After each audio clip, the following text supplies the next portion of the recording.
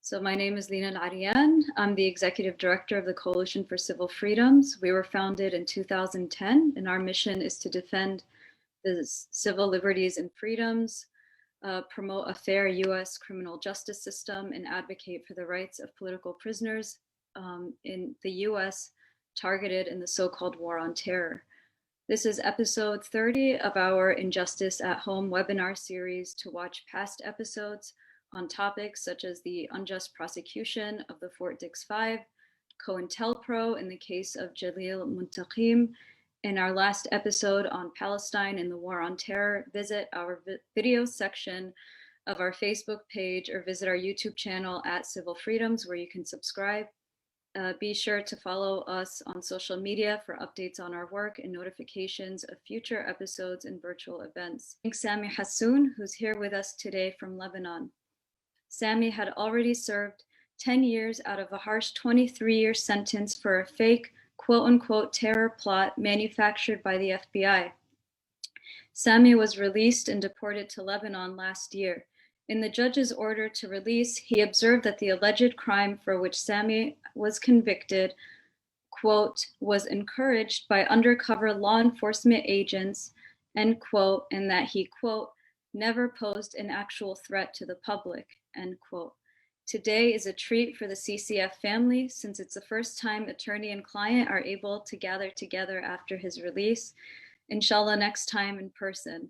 Sami, of course, has a lot to share about his experience as a target of entrapment and surveillance, the impact it's had on him and his family, both then and now.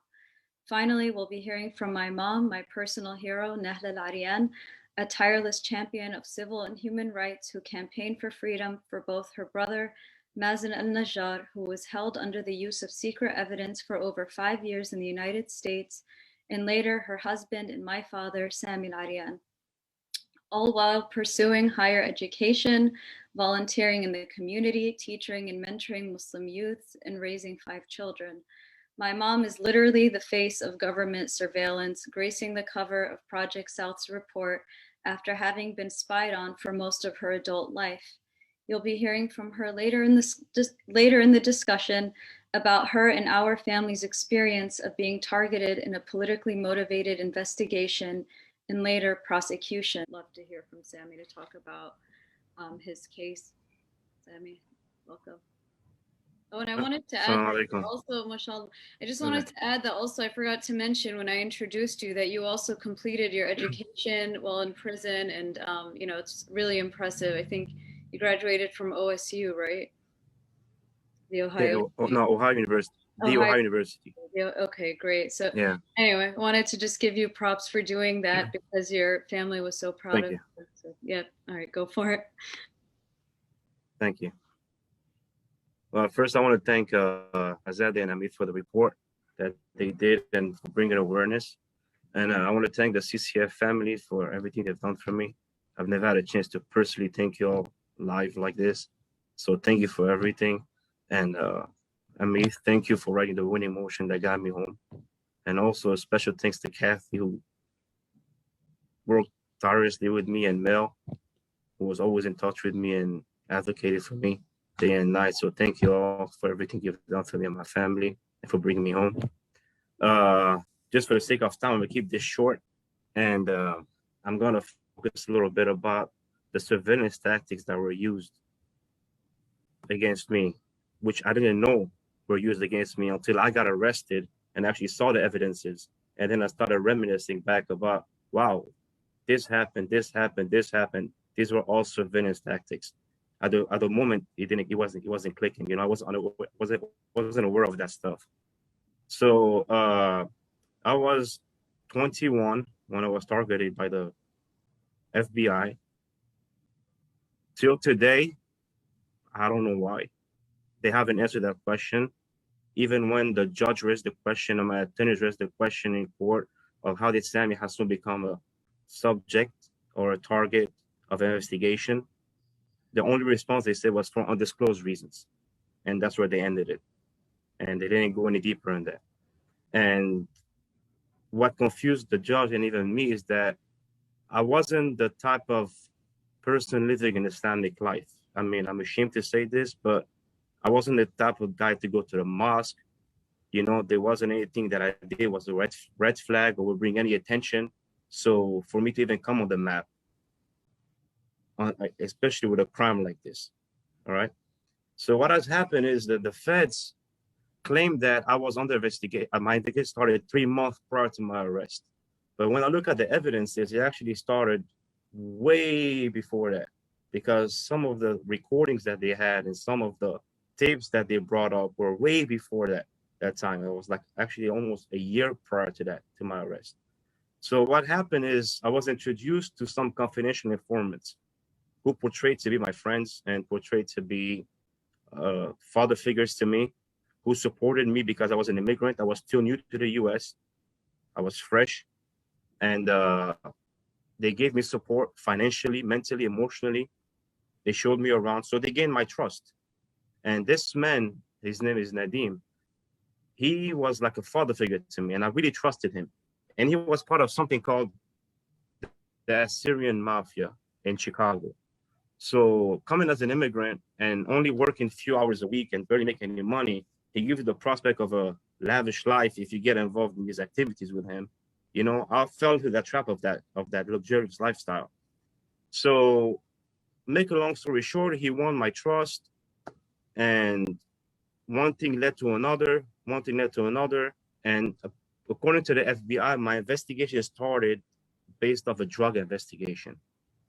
And then somehow it flipped into a terrorism investigation. So how that happened, we still don't know how that happened. You know, so it's a lot of unanswered questions of what happened. But now that I think of, in 2009, I flew to New York and I went on a vacation with a friend. And when I got to the airport,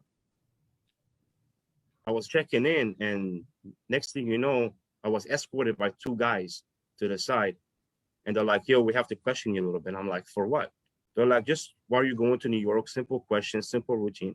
I thought it was simple. That's the first time I fly in state. So then they gave me a boarding pass with 4 S's on it. And I'm like, what is this 4 S's? So when the lady saw the 4 S's, she's like, oh no, you come from here. Everybody else go from here. You come from this line. So I went to the other line and I was strip searched. My shoes were detached from each other like this. They pulled me to the machine multiple times. And the whole time I'm like, for what? I didn't know that at that time I was being surveilled. You know, I didn't know, because at that time I just barely met this confidential informant, and no subject of a bomb plot or anything actually came up yet. So for this to happen. So that's one way. Another time, I was walking down the streets of Chicago and I had a Lebanese flag on me. It was the Independence Day for Lebanon. And a Dutch stops by with 4 guys come out and like, yo, why you have a Lebanese flag on? And I'm like, it's my independence. I'm just walking with it. It's no big deal. So they took me and were questioning me on the corner, and they showed me a badge. And I'm like, dude, it's no big deal. But again, these were showing me that I was being surveilled at that time. But I didn't know. I didn't make a big deal out of it. I was like, it's normal, you know. I don't know what's going on. One time while I was at work, we had this guy in front of the shop. The 3rd time we see him, he's taking pictures of the shop.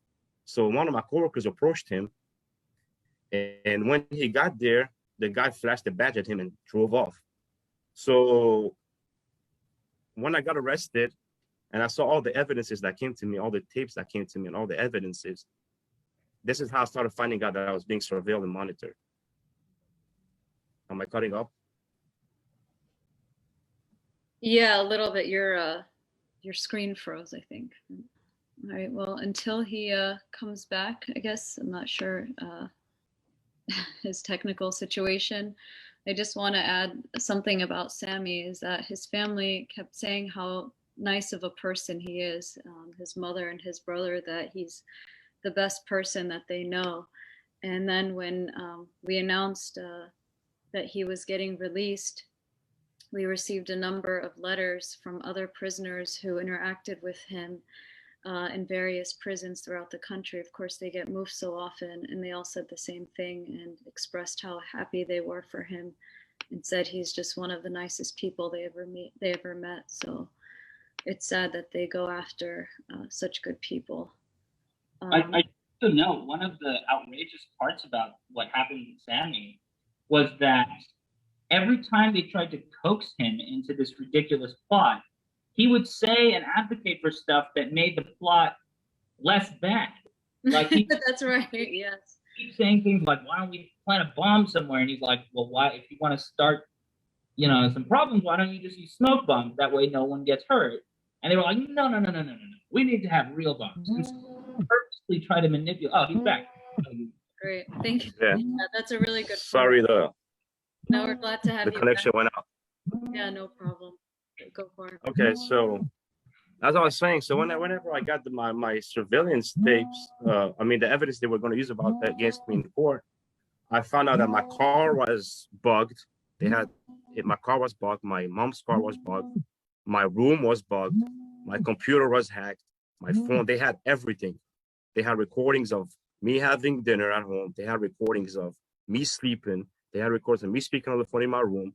They had recordings of me in the car. I mean, video and audio, not just audio, So I was like, wow. And everything was being watched, I was like on the total surveillance. I was pretty shocked. And then come to find out too that a girl I was dating, apparently dating at that time, she was a confidential informant too, was sent by the FBI to date me, and I was like, wow, she is a CI too. This is nuts, And one time I started thinking about like, how did I pay attention to that? And I was blind to it because once I was in her house, I was sleeping over and I was on the computer. I was trying to use the internet. I saw a file with my name on it. So I clicked on it, it had a password. So I'm like, why do you have a file with my name on the password? She's like, oh no, this is just our memories together. I'm writing them down. So at that time, I just didn't think about it. But now that I found out she was a confidential informant, I'm like, wow, the whole time she was just like probably logging everything about me. And I don't know, So from every corner, from the girl I dated to the guy I looked at as my best friend or father figure, from guys working with me at work, So everybody was like, I was like, man, I'm not that important. I'm not that big of it. That wasn't even a threat. I might have sold a few illegal items in the streets, but it was nothing to do with terrorism. And every time a bomb plot would come up, I would be like, yo, I don't want to kill nobody, man. Let's try something else, So, and then the push towards the bomb plot, I'm like, okay, well, let's try this. One thing I want to make people aware of that they're not aware of that this surveillance thing extends to prisons. It's not just outside. So when I got incarcerated, when I would send an email out, it would take 3 days for the email to get to my family, and another 3 days for the email to come back to me. And when I go ask for these things, they're like, well, because Homeland Security said to monitor you. And I'm like, why would Homeland Security say that? So because of your case. So I was like, okay, fair enough, So after I got sentenced and I went to the federal max, the USP Leavenworth, once I went there, the security increased on me, the surveillance increased on me. So the guy was like, we're going to watch you. The security person, Sergeant Security, was like, we're going to watch you every move in here. They have you labeled to an organization known to be by the U.S. terrorist organization. I'm like, it's impossible because the judge himself admitted that I have no ties to anybody. And this case is not a case of terrorism. But because of the charge I was charged with, and because I made a threat one time about Mayor Daley, and that qualifies as a government entity. So automatically, because I threatened a government entity and the crime happened, and so they kind of correlated the whole thing together. So that made it a crime of terrorism. So the law is so broad to interpret, that's how the law is written. So you can just use it as you please, basically. So I was like, okay, fair enough. So I was like, so I went and got my court documents and I showed it to him. So he makes a copy of it and he sends it to the counterterrorism unit in San Diego saying that, well, we're reading that he has no ties to anybody. And then still, Homeland Security says, no, we have enough evidence to say he has ties to somebody. So we're going to keep the security on him and keep monitoring him. But what happens is that type of surveillance, when other inmates sees that you're subject to more pat downs in prison, your cell is being more searched. I can't use the phone as a normal inmate, so I had to fight to use the phone for 24 hours. They used to give me a limited time to use the phone only so that they can be able to monitor me. So I have to file a cop out saying what time do I want to make a phone call so that they can monitor my phone call. So when inmates sees that, they're kind of worried to even talk to you. They're like, okay, are we going to be surveilled if we associate with you?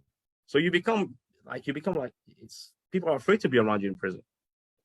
which is not fair because it creates suspicion between inmates inside the prison. And then they come and send this thing out to every Muslim saying that, well, know that somebody among your community works for the government. So everybody's looking at everybody, who's the one working. There might not even be anybody, but every inmate now is living in fear. And like they don't congregate for Jumu'ah prayer. If they go congregate, everybody's suspicious of the other person. There's always division in the ranks, Also, what happens is if a non-Muslim becomes Muslim in prison, grows a beard, like Amit made the point, and wants to be Muslim, and wears the Muslim clothes or in prison or reads the Quran too much, what happens is they take your name, they profile you in the system, and they send it out to a government, and they can't tell you, we've sent your name out. So when you go home, you become under surveillance from prison because they think you got radicalized in prison. And what happened with a white inmate that was he was Christian, became Muslim in prison. When he went home, he was approached by the FBI, and he was monitored by the FBI, and he was harassed by the FBI because of what the prison sent his name out. So I was subjected to a lot of harassment in there for the first few years until people got to know me, got to really know my case, and they were like, okay, well, he's not that big of a threat. So that was good until Qasem Soleimani died. And then when he died, because of me, where I'm from in Lebanon, and what they suspected I'm tied to, they sent a report to the prison saying, increase your monitoring on Sami Hassoun because Qasem Soleimani died. What the heck I have to do with this? I don't even know the guy. That doesn't make any sense. And I saw the report from Homeland Security, and I was like, wow, this is nuts. But alhamdulillah, that after that happened, shortly after that, I was released from prison, alhamdulillah. But the effect of surveillance is the ripple effect of your family and friends is that even when you come home, Muslims kind of look at you like, if I talk to this guy, I'll befriend him, will I be monitored? Even some Lebanese guys out of prospect of traveling outside the country, leave the country to immigrate somewhere, like, well, if I talk to this guy, so even family members, it's sad to say with family members, if I go to an embassy, well, they deny me a visa because I associated with this guy, or if you call their phone, be like, why are you calling me, dude? Won't you call me from your mom's phone or from your cousin's phone? And they created this fear, and it creates this suspicion among each other and this fear among each other. And it's sad to say it spreads, and people are like, they become precautious, like, so it's hard. It makes your relationships hard. It makes it hard for you to get a job. It makes it hard for you to travel. So it's like, man, so I'm paying the price for the rest of my life now with everything just because of you starting surveilling me for no reason and dragging me into a path, to join something to do something that, but anyway, so inshallah, changes happen. People are more aware. Inshallah, the fear kind of like leaves a little bit, but it's sad to say that you have too many Muslims that leave the religion or don't want to be Muslim or pretend not to be Muslim, or I don't know how to say it, play with the religion just because for the sake of not being monitored, right? And unfortunately, a lot of them even actually go as far working with the government to set up other Muslims so that they can be safe, so that they can feel like they can stay in the country or have benefits, and we end up paying the price for it, which is sad. I would love to speak about my case, but because of the sake of time, that's why I didn't go elaborate too much about my case. So I just shared a few things, how I surveilled and what happened. And so I want to thank you all for inviting me, and thank you all for everything you're doing. So we'll definitely have you back. I mean, we want to, we do this, throughout the year. We tackle these issues in all the different dimensions, informants, entrapment. So hopefully if you're available, we'd love to have you on again. Yeah, inshallah. Just let me know, inshallah. But thank you. No problem. For addressing this. No problem. Great. And we're so glad to see you out and free. Thank you. All right. So next, I want to first, before, and everything you said, by the way, about the fear and the stigmatization and the guilt by association, sadly applies to family members as well. And I'm sure my mom could speak a little bit to that as well with our experience. also people not wanting us to call them, not picking up our phone calls, and distancing themselves from us. So I'm very sorry that you had to go through that and probably continue to go through that to some extent. Before my mom begins, I wanted to play a quick clip from the documentary that was made about my family's case, USA versus Al-Arian. I know that a number of you guys have probably seen this clip already, but for the sake of the topic, I thought we should play it, and then she can begin. Pick things out to make them whatever you want them to be.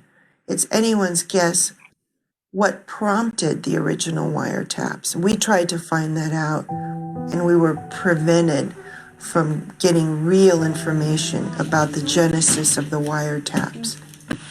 We had them for the trial because, we've had to listen to them and even transcribe a few of them, but I mean, we're just worried whose hands they'll end up in, so that's why we kept them, but yeah, I don't want them. Anyone to have them. These are my private conversations with my friends, and I don't want them. I don't want them either. Even that, I don't want the government to keep them, to tell you the truth. These belong to us, not to the government. And the government should get rid of them if they have any sense of decency. So now, my fear is that because the jury doesn't speak Arabic, the government will take advantage of that by presenting the jury with a translation of our conversations that isn't accurate. Tone is everything, and for them to read a conversation like, I'm going to the school today to I'm going to the school today, like there's a reason for why he would go there. I mean, just changing like, for example, everything. In Arabic we say ma'a salama at the end of the conversation, which means be safe. So the government would say, be safe. It's like someone is going to do something scary and a crime, and be safe. Yeah. And this is so unbelievable. When the case first started, the government classified all of those phone conversations. The judge agreed with the defense that that wasn't a very good idea because Dr. Al-Arian had a right to see the evidence against him, especially when it was his own phone conversations. Sounds muffled. How did Jeremy to play another one? Oh my God, you sound so cute. Yeah. Hi, may I speak to Dr. Al-Arian, please? No. Okay, thank you very much. Yeah, I'd like to order a pizza, 1 medium Bigfoot. We don't have medium Bigfoot. You have only 9? Bigfoot? Yes. What is it? I don't remember. That was a 94. The Bigfoot one? It was the one that was big. And it was like squares, right? Squares. Yeah. Oh, I see. We used to get it all the time. I would like on That's it. I can't listen anymore. I'm sick and tired of hearing this. It makes me so sick, that they spied on us all this time. It's not fun.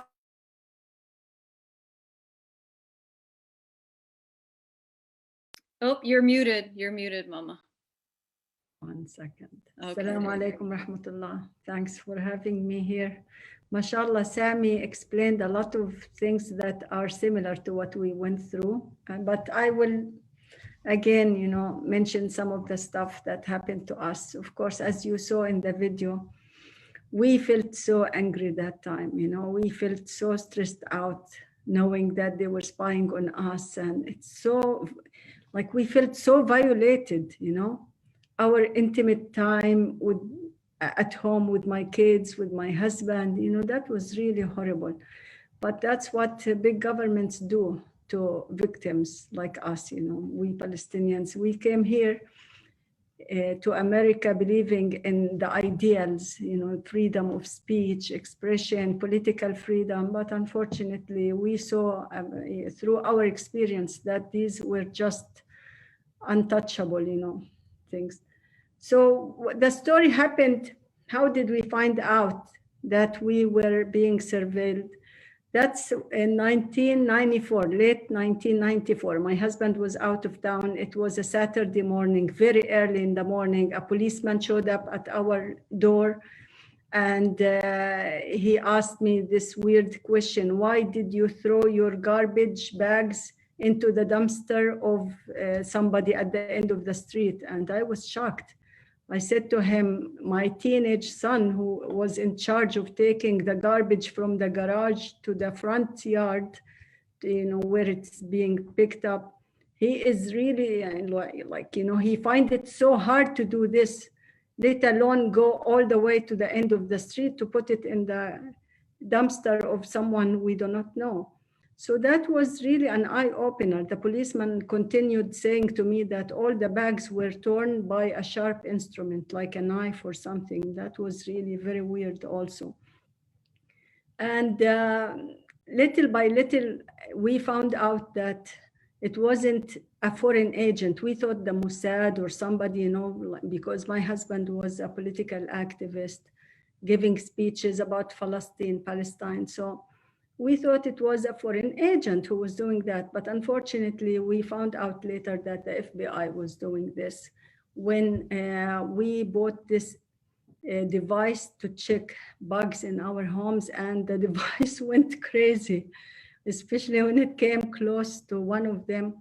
So we found out that there were at least 3 bugs. One of them was in the linen closet near our bedroom. And when a friend of ours removed it, the FBI visited him and warned him not to remove any more bugs. So we knew that it was the FBI that time. Also, during some events, like we had a fundraiser for our community school, and the waiters looked weird that time, so we felt it wasn't a normal event anymore, that we were being spied on. And what else? So many stories. One of them also was that they used people coming to us all the time to talk to us about, like, we support you guys and we want to be working with you. Okay, some of them were Muslims, others were like leftists. And we figured them out so easily. One of them was saying something that nobody knew but us, like something private. Only people who were spying on us knew about it. So when we asked, how did you know about this? Their faces went red, and they just left, never came back. So we were always approached by informants and spies, but thank God, we never, because we were innocent. We just did the right thing all the time. And that's why, they also sent journalists to us. And when they failed to find anything that was incriminating, they made up stories, like especially a Tampa Tribune reporter in Tampa, Florida. He was writing almost every day an article about us. One day they didn't find anything to write. It was a Thanksgiving. So what did they write? Thank God you are not Sami Al-Arian, whose home was invaded and this and that, So we were tried on the pages of the newspapers until and we were always saying to the people, this is a fake trial. Let's go to a real court and you will see that we are going to be acquitted. And thank God, we were acquitted because he was innocent, my husband and his co-defendants. Also, because of this feeling all the time that we are under surveillance, my kids many times had nightmares. We still suffer from this, trauma, because we felt really invaded, Yeah. And they keep telling me about their homes, like somebody is looking through the glass windows and looking at them since they were young, very young. Yeah. They were children. And what else? I think that's about it, you know. Yeah, I can mention like the person who was hired by the government to photograph my Oh, father. yes, yeah, that story also. You can tell it. Oh, yeah, so what happened is that there was an FBI agent who was taking so many hundreds of pictures of my husband going into the grocery store, coming out, going to dinner with my brother, for example, or with a friend coming out. And they brought this agent because they were really bankrupt, you know, the government in the trial. They brought this agent to show these pictures. And then at the end, our lawyer asked him, so you caught my client in the pursuit of having lunch? And the agent said, no, I believe it was dinner. So that was laughable at the time, but it was really not laughable because of the seriousness of the charges against my husband. We also were bombarded with like 472,000 phone calls and faxes. Imagine that time with little resources, you have to look into this big number of phone calls to find the ones that are related to the ones that the government used against you. And you have to, because many phone calls explained for example, the phone call that the government used against you. So it was taking my husband a lot of effort and time, you know, and us also some money, you know, we had to pay to translate and all of that, unfortunately. So it's like really an impossible case, our case, you know, using phone calls like this, even because the government was so bankrupt, they used a dream against my husband as evidence against him. You know, a co-defendant was telling his dream to his friend on the phone, and this dream became about my husband. This dream became evidence against my husband. And my husband was telling our lawyer, like, okay, I didn't even have the dream. It was someone else, you know. So all of that shows how stupid this whole case was. And that's why, thank God, the jury looked through it and they knew. When they were asked, what made you acquit Dr. Al-Arian, they said there was no evidence, you know. So that's about it. Thank you so much. I don't want to keep you more. Thank you so much. Yeah. And just to add, like, it wasn't as though they were just surveilling my father and his calls. It was literally our entire family. And from the moment that we would pick up the receiver actually on our landline, it would start recording. And we're a house full of people and 5 kids. Some of the time the phone would be knocked off the wall and it would just be off the hook for a while, and it would be recording everything that was going on in the house in addition to the bugs. So it was really our entire family under surveillance for over a decade at least. Well, let me just see if there's 2 questions that I see in the chat. One says, did the people who are used as informants against Sami have criminal records and charges and possibly use them as informants to decrease their charges? This is directed at Sami Hassoun. Yes, they did. They both had criminal charges. And Nadim, one was American, Nadim was an Assyrian Iraqi.